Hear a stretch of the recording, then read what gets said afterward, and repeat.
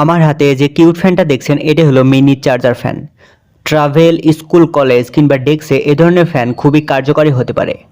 কিন্তু আমার হাতে থাকা এই কিউট ফ্যানটি কি আসলে কার্যকরী নাকি টোটালি মানি ওয়েস্ট? চলুন দেখে নিই বিস্তারিত।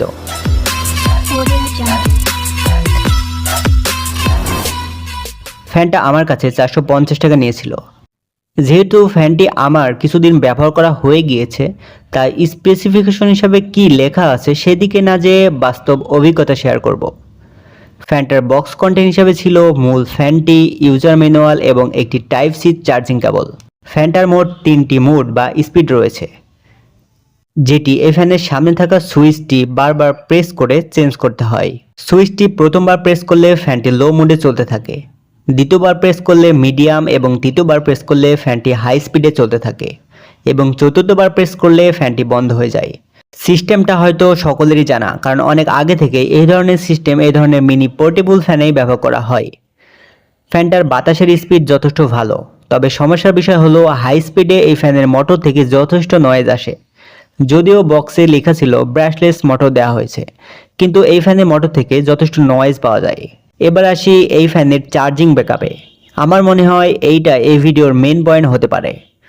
বক্সে দেওয়া তথ্য মতে ফ্যানটা হাই স্পিডে 2 থেকে 2.5 ঘন্টার মতো চলার কথা, কিন্তু এইখানে আমি পুরোপুরি হতাশ, কারণ এই ফ্যানটা হাই স্পিডে 30 থেকে 40 মিনিটের মতো ব্যাকআপ দিতে পারে। তবে লো এবং মিডিয়াম স্পিডে চালালে আরও একটু বেশি ব্যাকআপ পাওয়া যেতে পারে, আর কিছুদিন ইউজ করলে হয়তো ব্যাকআপ আরও একটু কমে যেতে পারে। তো যাই হোক, এবার আসি এ ধরনের ফ্যান কারা কিনবেন।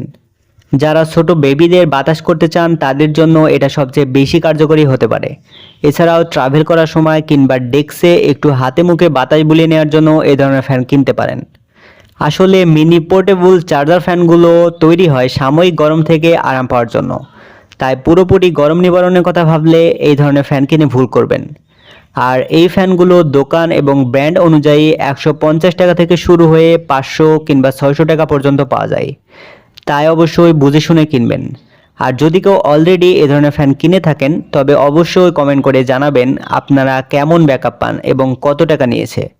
তো দেখা হবে পরবর্তী কোনো ভিডিওতে, সেই পর্যন্ত সকলে ভালো থাকুন। আসসালামু আলাইকুম। আর ভিডিওটি ভালো লাগলে অবশ্যই like, comment, share and subscribe.